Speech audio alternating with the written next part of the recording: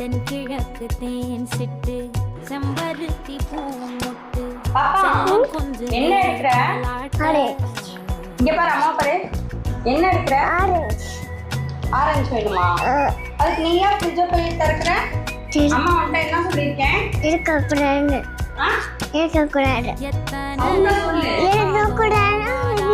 உனக்கு என்ன வேணும்னாலும் யார்கிட்ட கேட்கணும்? அப்புறம் ஏன் நீ ஓபன் பண்ண?